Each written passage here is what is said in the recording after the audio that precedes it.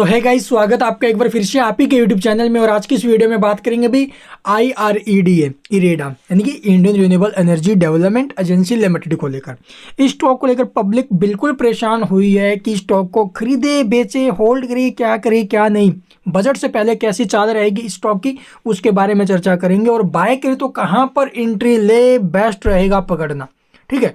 और मार्केट में आपने देखा होगा पिछले कुछ दिनों से गिरावट थी, लेकिन आज के दिन जो ना मार्केट में भी काफ़ी अच्छा मोमेंटम बनते हुए नजर है। और ये कमाल हुआ है मिड कैप स्मॉल कैप शेयरों के साथ साथ जो दिग्गज स्टॉक्स है, जो मार्केट जो ना पूरी तरीके से हिला देते हैं उन शेयरों में तेजी का, क्योंकि पिछले कुछ दिनों से इन शेयरों में लगातार गिरावट थी।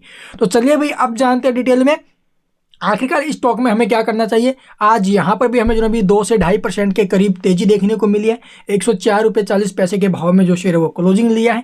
ना तो यहाँ से आप लोग देखोगे स्टॉक टूट रहा है भाई, ना स्टॉक में कुछ खास रैली बन रही है। वही स्टॉक जो ना भी 100 रुपये के आसपास जो ना भी कंसोलिडेट कर रहा है। क्या इस सिचुएशन में स्टॉक को इस लेवल पर पकड़ना सही है? अगर खरीदारी करते हैं यहाँ पर तो क्या स्ट्रेटेजी रहेगी हमारी आगे के लिए, उसके बारे में चर्चा करेंगे।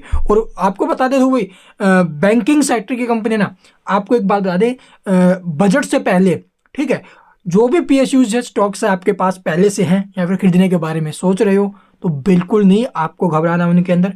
और कम से कम आपको जो ना भी 5-6 स्टॉक्स के अंदर पैसा लगाना चाहिए, खास करके PSUs कंपनियों के अंदर बजट से पहले, क्योंकि जो PLI स्कीम वगैरह अप्रूव होगी या फिर कुछ ना किसी सेक्टर के लिए बजट आएगा तो वहाँ पर आप लोग देखोगे इन कंपनियों को काफ़ी ज़्यादा बेनिफिट होगा। क्योंकि भाई बजट ज़्यादातर जो बजट का बेनिफिट्स होता है वो गवर्नमेंट कंपनी को काफ़ी ज़्यादा होता है, इसलिए इन सेक्टर्स की कंपनियों में काफ़ी शानदार जो है मोमेंटम बनेंगे, ठीक है, जो PSUs कंपनियां उनके अंदर। तो इसलिए ये भी PSUs कंपनी है, तो इसके अंदर भी आपका जो फोकस है वो रहना चाहिए भाई, ठीक है। और स्ट्रेटजी क्या रहेगी चलिए वो जानते हैं डिटेल में। अब बहुत हुआ, इसके आगे हमें ऐसा कुछ भी नहीं करना, तो चलिए आपको दिखा देते हैं। तो यहाँ पर आप लोग देखोगे भी IREDA के अंदर हमें कैसा मोमेंटम देखने को मिला। प्रीवियस क्लोजिंग क्या थी, लगभग 102 रुपये के आसपास। ओपन कहाँ पर हुआ, 102 रुपये 70 पैसे के भाव में ओपन हुआ। फिर स्टॉक ने नीचे जो गया था 102 रुपये 45 पैसे, यानी स्टॉक ओपन हुआ पॉजिटिव। उसके बाद स्टॉक अपने प्रीवियस क्लोजिंग को भी नहीं काटा, उसके ऊपर में रहा है। और हाई जो रहा है आज के 106 रुपये 25 पैसे, क्योंकि भी मार्केट में एक शानदार मोमेंटम थे इसी वजह से। उसके बाद आप लोग देखोगे भी डाटा वगैरह कैसा है। डाटा की अगर बात करें तो भी 6697 क्वांटिटी आपको सेल के लिए देखने को मिल रही है। डिलीवरी जो पोजीशन है वो यहाँ पर आप लोग देखोगे लगभग 32% के आसपास डिलीवरी उठी, तो डिलीवरी भी ठीक ठाक उठी अभी। तो बजट से पहले अगर आप लोग यहाँ पर खरीदारी के बारे में सोच रहे हो तो आपको यहाँ पर SIP के अंदर जो है भी इन्वेस्ट करना है, ठीक है। मान लीजिए आपने यहाँ से स्टॉक को पकड़ लिया, यहाँ से आपने स्टॉक को उठा लिया, तो यहाँ से स्टॉक में अच्छी खासी रैली बनती है, ब्रेकआउट होता है तो एक अलग बात है। लेकिन अगर ऐसे में स्टॉक नीचे में जाता है, ठीक है, अगर नीचे जाता है तो उसे नीचे जाने की सिचुएशन में हमारे पास क्या स्ट्रैटेजी है चलिए वो आपको बताते हैं। अगर अच्छे लगे तो भी अपना सकते हो, अदरवाइज कोई ज़रूरी भी नहीं है। तो चलिए देखते हैं इसका चार्ट है। तो यहाँ पर आप लोग देखोगे काफ़ी टाइम से जो स्टॉक है वो कंसोलिडेशन जोन में चल रहा है अभी के टाइम, ठीक है। लेकिन वैसे तो इसके अंदर एक डाउन ट्रेंड बना हुआ है। इस डाउन ट्रेंड को फॉलो करते हुए स्टॉक का जो सपोर्ट है नीचे में 95 का बना हुआ है, उसके बाद 85 का सपोर्ट है। देखो भाई 85 के नीचे में मेरे को नहीं लगता कि स्टॉक की किसी भी सिचुएशन में यहाँ से जाएगा।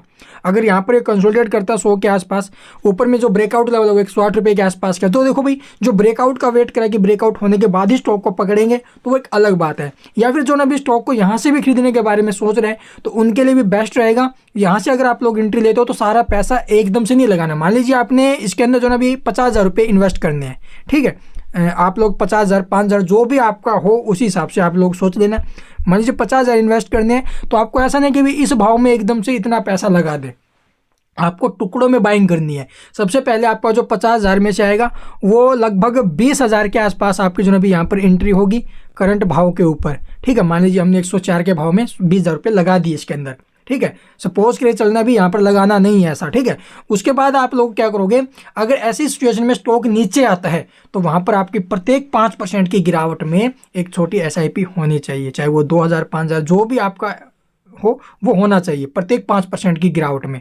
ऐसा होता तो नहीं अभी स्टॉक जो 5-5% टूटेगा, लेकिन फिर भी स्ट्रेटेजी के तौर पर अगर स्टॉक ऊपर जाता है 108 रुपये को ब्रेक करके सस्टेन करता है तो उस सिचुएशन में भी हमारी जो है भी एक छोटी इन्वेस्टमेंट होनी चाहिए। वो होगी सिर्फ और सिर्फ शॉर्ट टर्म के लिए, जो टारगेट मैच हो जाए ऊपर के, ठीक है। तो वो चार्ट के हिसाब से आपको लेवल्स बता दिए जाएंगे। तो नीचे की स्ट्रेटेजी फॉलो कीजिए, बजट से पहले पैसा बनेगा डेफिनेटली। और इन PSUs कंपनियां उनके अंदर तो पक्का बनने की संभावना है। तो स्टॉक का जो ऊपर में टारगेट 115 से लेकर 120 रुपये तक के बजट तक आने की संभावना। और एक बार आप लोग अपने बाउंड्री खाए को ब्रेक करके सस्टेन कर गया तो 130 से 140 रुपये तक के मूव स्टॉक में बन सकते हैं। तो रिजल्ट्स आएंगे, बजट आएगा, इलेक्शन आएगा, 3 बड़े इवेंट्स हैं और इन 3 बड़े इवेंट्स के चलते आप लोग देखोगे इंडियन स्टॉक मार्केट बुलिश रहेगी, कोई दो राय नहीं है। And thank you for watching the video.